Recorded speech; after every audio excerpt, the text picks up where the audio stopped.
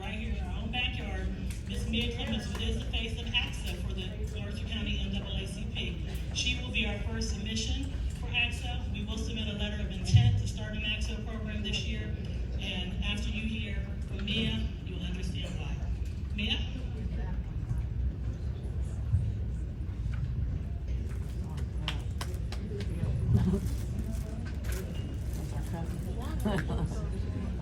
Hi, I'm Mia Clemons, and I will be reading some poetry for you tonight. I'm going to be doing an intro, just to kind of set the mood a little bit, so thank you so much. November 2nd, 2022, 3:15 p.m. I'm 13. I'm boarding my bus to go home. I'm sitting on the third row on the right side of the bus. I'm listening to an audiobook. I'm looking at the scenery blurred beside me. 15 minutes pass, then an hour, and when the clock strikes 4:30, the world is still. There's a beat, a split second between heaven and earth, between peace and havoc, the moment where your face morphs from tranquility to terrified, the moment where I saw my soul escape from my body, where I felt death ghost my ear, when I felt the weight of life pulling me forcefully to trek on. When I saw death take someone else instead of me. The moment when I asked the world, why did this happen? The moment I held my shaking mother. The moment where I shattered into a million pieces. The bus crash, and 13 children standing beside 2 empty seats. This poem is not art. It is raw. It is the toy that you forgot about. It is the clothes you have outgrown, the clothes that live on a clearance rack. This is the forgotten, the leftovers, the peas you push to the edge of your plate. There is no metaphor. There is nothing to hide. These words were written in my pain, my tears, my anguish.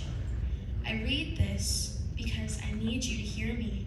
This piece is therapy. These are the words I cried out silently. My teardrops stain this page.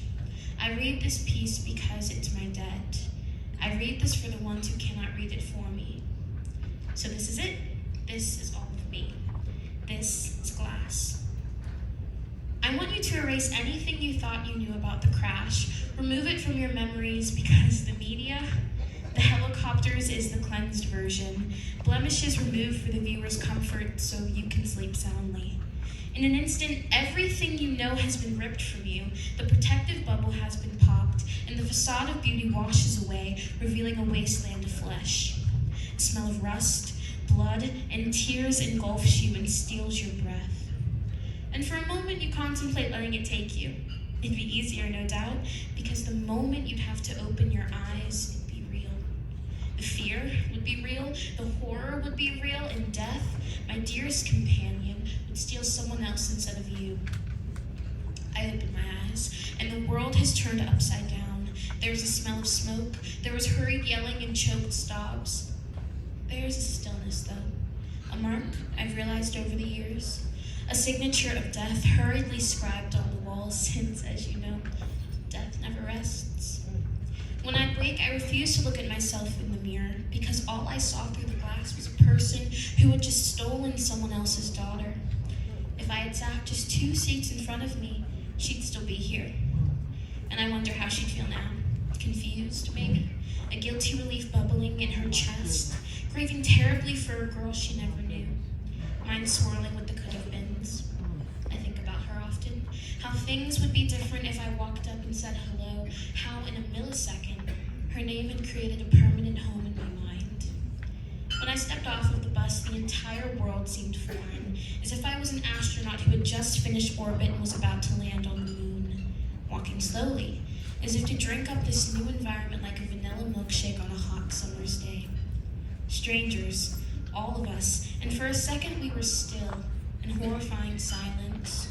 Not a tear fell from anyone's cheek, the only feeling of air, suffocating, silencing air.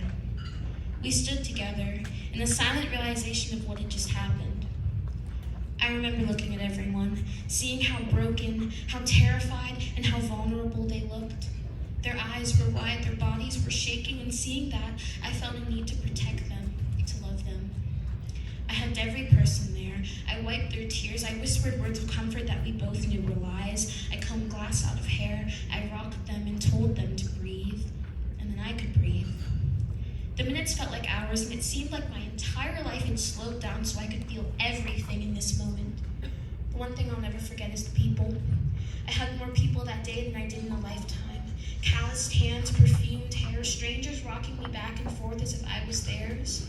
The people seemed to go on for miles, cars lined up in silent solidarity with the tragedy that had taken place. Mothers crying out in horror, seeing their child in my face. We were a circus, come one, come all. Watch the children fall on their knees and beg for forgiveness for a crime they didn't commit.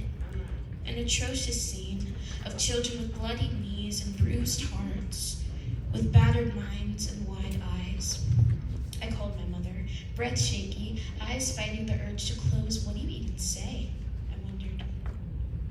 What can I say to even begin? I breathed out and said, I don't know if I'm dead. I said the bus crashed and I think the driver is dead. My voice broke at the confession. When I was still on the bus, I looked at him and I recalled the emptiness and the stillness, the emptiness that I feel always, the stillness I saw in a hospital bed as I prayed to a merciful God to save my loved one. All we wanted to do was go home. Why couldn't we just gone home? The beauty and the heartbreak of death. People tell you to be relieved, to be happy. They're in a place with no pain and they can live freely. But what if that place was with me? I could have created a paradise. They could have been happy with me. What about my pain? Human nature is a selfish one, and if everything happens for a reason, then why must I suffer through it? Why must grief be so harrowing, so hollowing? It tears at you until you are nothing but a void. A glass with all of its contents empty. How can you ever be full again, you wondered? Life takes so much from me. It has taken more than I have. There is nothing left in this body, this suffocating vessel that I call home. I spoke to what felt like millions of people, the same recycled words, the same shaking hands, the same bloodied feet. I walk on a graveyard that stretches until the end of time, and one day you'll step on me too and you won't even notice.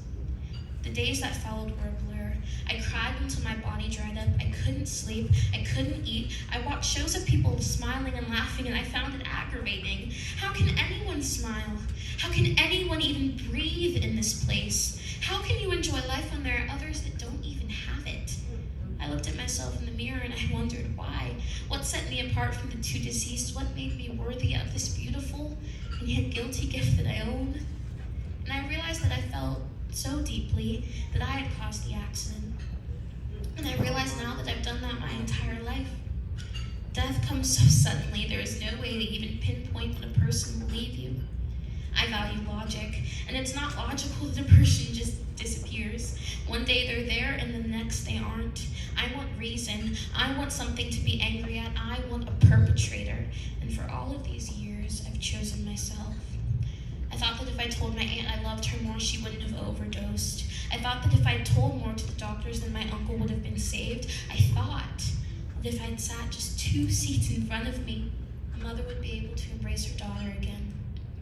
It's easier to be angry with yourself than to face the unknown. Life is cruel, but in pain you can create beauty. In suffering, there is calmness. If you are broken, that gives you the opportunity to glue yourself back together. I can pick up the pieces of shattered glass sprawled around me, and instead of letting it cut me, I can piece it back together to make something beautiful. A piece of glass from every heartbreak, every triumph I've ever faced, and I find myself. A picture of vulnerability, of grace, of survival. I don't consider myself a brave person. I just think that life is the greatest gift anyone can have, and my job right now is to make my life enough. Today, I'm 14. My heart beating is the drum in my life. I'm not whole. I'm not who I was before, but that girl, the one who survived and continues to survive every day, that girl who sees a dove and thinks of Riley Walker, the girl who loves and loves and lives and lives, she is a part of me. And her brokenness and her pain sit beside me, and when she cries, I don't break. I hold her and tell her that one day it will be okay. I tell her that one day I will be happy. One day I will have people who love me, who hold me up when I fall, and I won't forget what happened. But it won't suffocate me anymore, because shattered was once whole. Thank you so much. All right, girl.